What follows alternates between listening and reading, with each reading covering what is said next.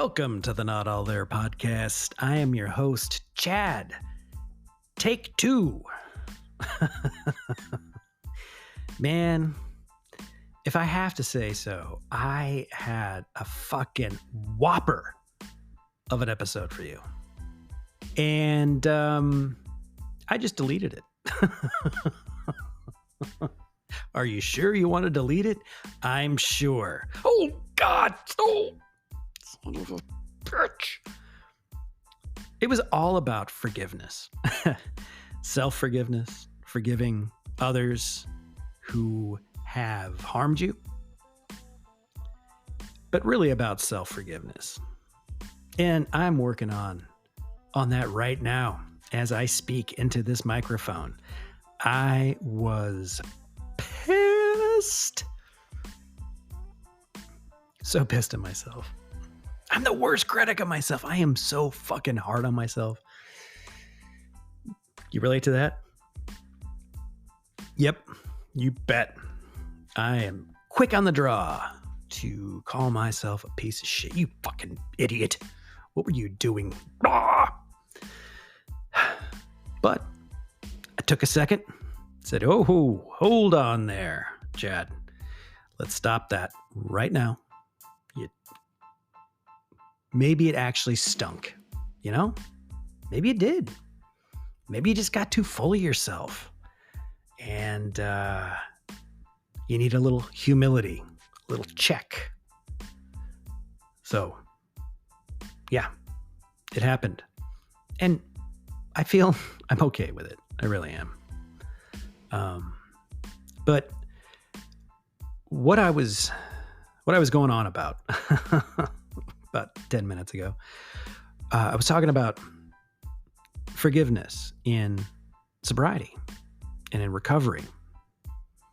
And I'm not talking about, just any old forgiveness. It's important in your sobriety to be able to forgive yourself for whatever you need. A lot of us are filled with shame and guilt, anxiety, resentment over things that we did or didn't do in our past, things that may have happened to us at the hands of others, some really unfortunate, traumatic experiences really can define who we are at a certain point in our life, and that person we are at that time. A lot of pain, a lot of discomfort. And we find a way to relieve that. For me, it was alcohol. Mostly alcohol. A lot of other stuff, but nothing did the trick like alcohol did. It really let all that shame and that guilt just drip away. I finally felt comfortable in my own skin. I never felt like I fit in my skin, just like, I don't know. It just never felt right. It was like, my jeans are too tight, but they're my legs, it just, something was always off, it felt. And, I'm going to really kind of wrap in a lot of my experience here, life experience to kind of try and, paint a picture for you. But I grew up really scared, really fearful. There were things that happened to me that I had to keep secret, or else, somebody would be in trouble. And if I did say something bad would happen to me, or something bad would happen as a result of me telling the truth. So it always was hard for me, it still is, to be honest with people about things. I think it's just always going to be that way for me. And that's okay. It's okay.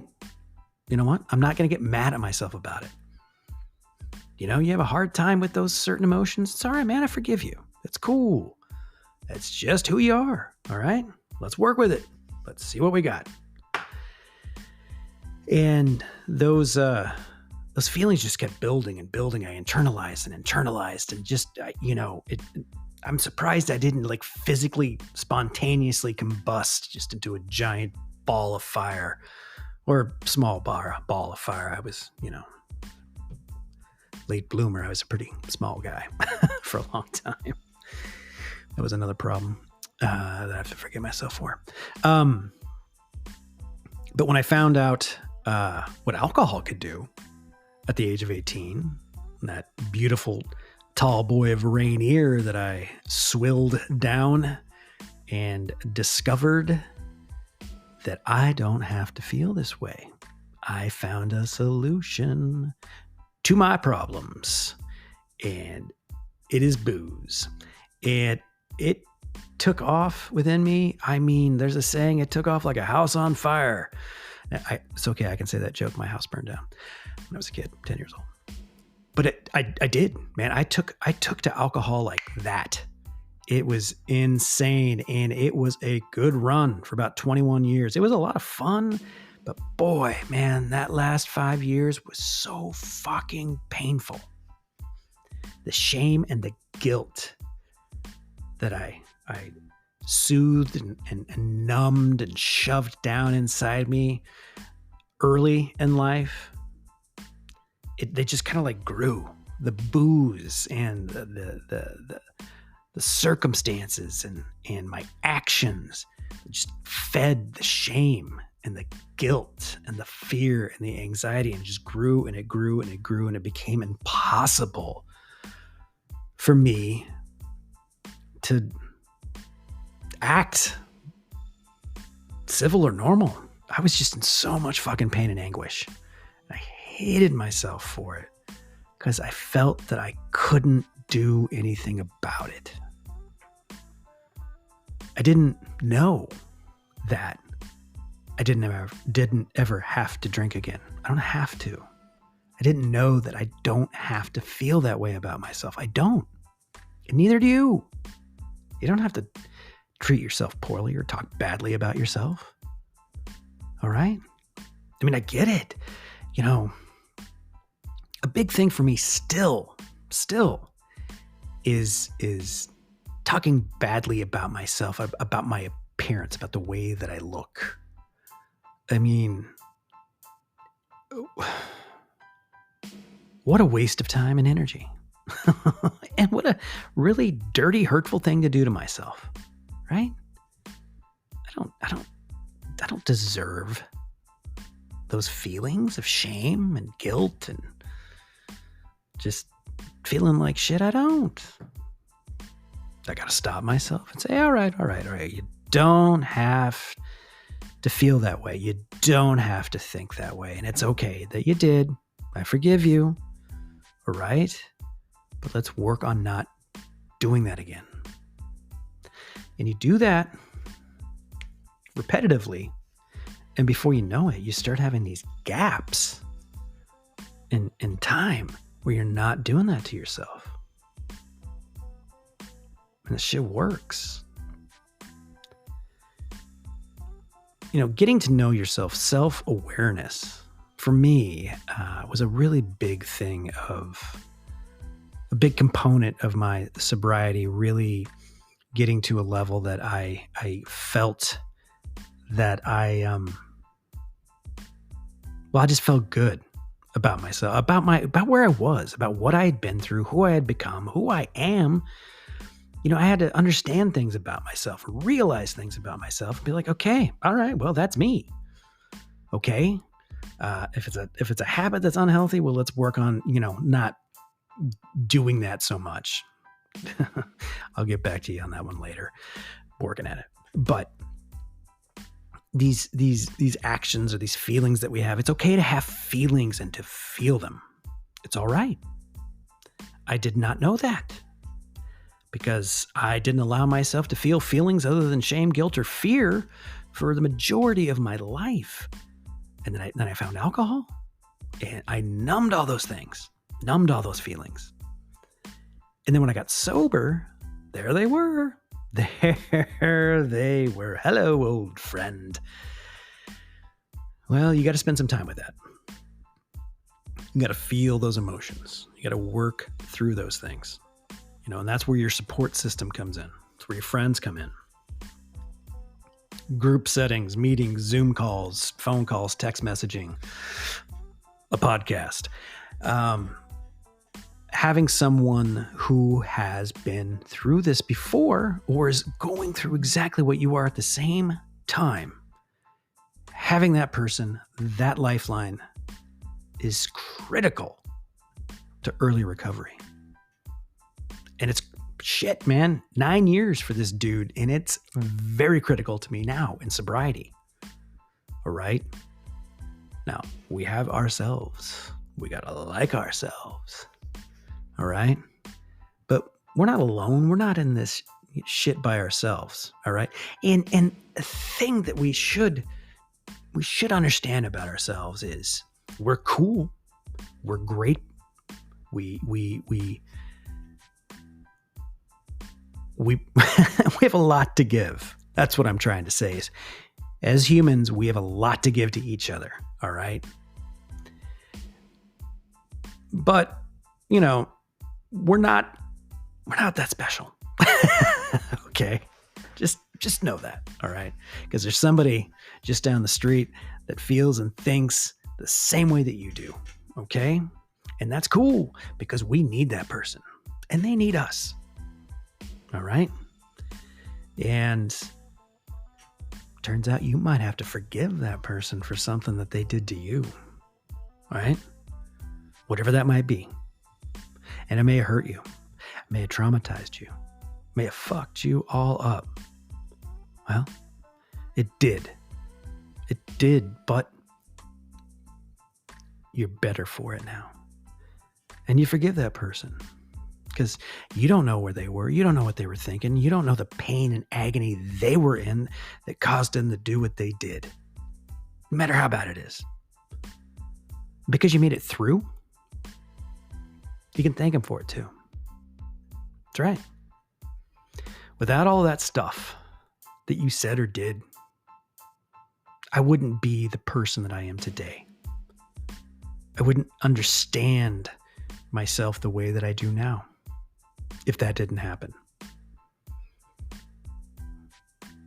You may be thinking like, what the fuck is this guy talking about? What? No, fuck that person. They messed me up. Well, okay. Yeah, sure. But you know what? You gotta kind of figure that shit out and accept that about yourself. Be proud of yourself that you made it through. That's all right. Okay? You didn't do anything wrong. It's not your fault. All right? It is not your fault.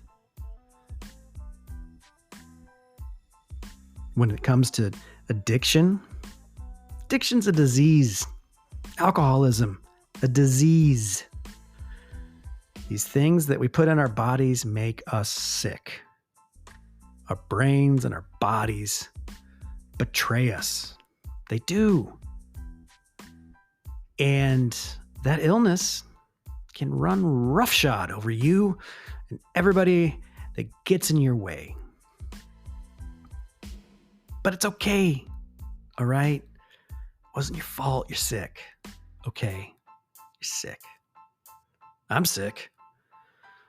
But I work daily at getting better, being healthy. Part of getting better, working on emotional sobriety, forgiveness, self-forgiveness. Really, I'd like you to try it. I'd like you to say, hey, me, I forgive you for what you did. I forgive that little kid who didn't say something when you think they should have. It's okay. They didn't know. It's all right. I forgive you. Forgive yourself. You're okay. All right? You didn't do anything wrong. You really didn't. Somebody tries to tell you otherwise, they're feeling guilty about themselves. Okay. Now, we're not here to self-diagnose other people. Okay. Just experiences of mine have played out that way.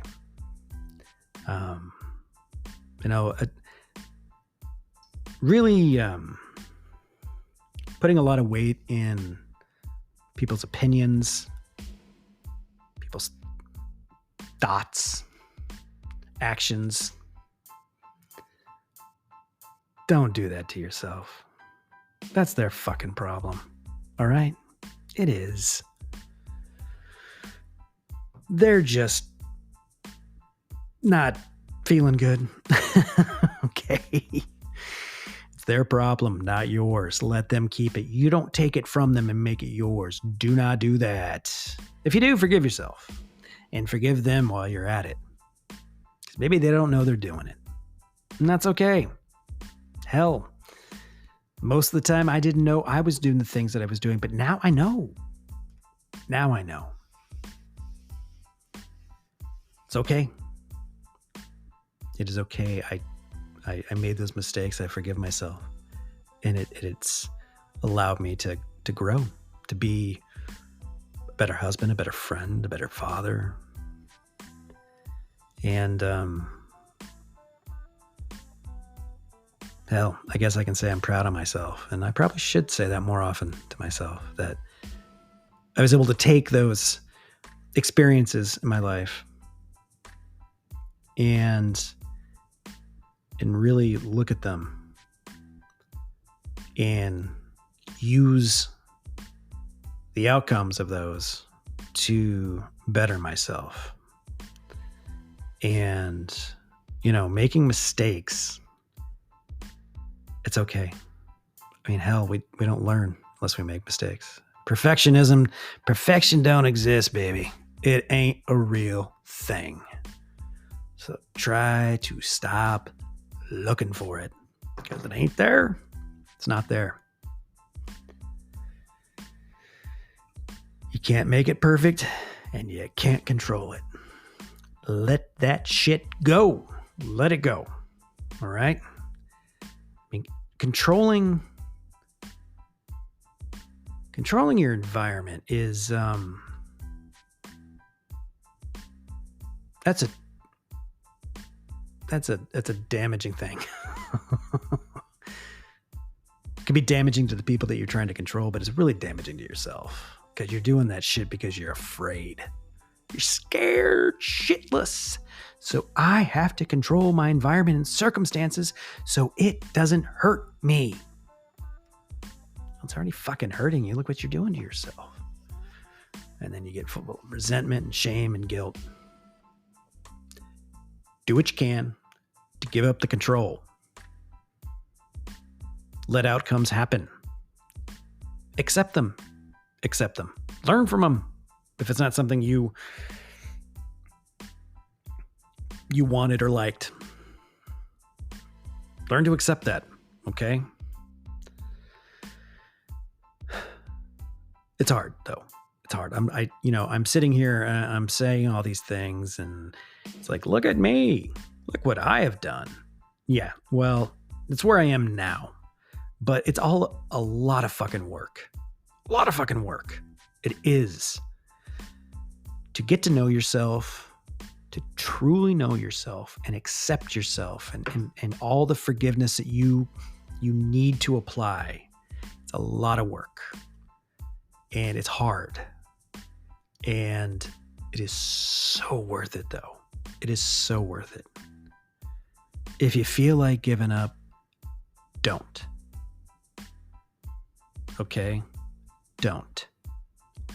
It is worth it. It's like, always use this analogy because it applies to me. When I got sober, I started running marathons, and a marathon is a grueling experience.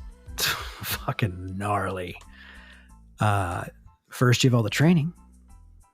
Miles upon miles upon miles upon miles, just running. And then the big day comes and you're running and you're at mile 20. Now, when you train for a marathon, like the longest run you go, you work your way up to a 22-mile run. 22. So you're 20 miles into a run and you're like, fuck, man, I got this. 21, you're doing okay. I know what this feels like. 22, you know what that feels like. 23, I have no idea what this feels like. I don't. But I got to keep going. 24, fuck. 25, 26. You're 4 miles past your longest training run. And you're at mile 26 and you still got 0.2 to go. What I'm getting at, the last 4 miles of a marathon will just about kill you. It's painful and agonizing. And you gotta get inside your head, inside yourself, really work through some stuff to get through that. But when you do, when you finish, you cross that finish line and you stop. I mean, maybe it's the endorphins, I don't know, but it is like the best feeling of accomplishment. And that has translated into my sobriety and my recovery, is that no matter how hard it feels right now, no matter what challenges you're facing, and life will give you some very, very difficult and painful challenges. But when you make it on the other side of that, and if you're willing and open to learn while you're going through those experiences, oh, baby, it's fucking great on the other side. It really is. No matter what happened. Okay? It's almost like a gift. You're like, what? I went through like this horrible experience and it's a gift? Yeah, it's a gift. It's a gift you can give to somebody else. Somebody else who's struggling, right? Somebody else who is facing a hardship and not sure what to do. You take what you went through and you use that to help somebody else.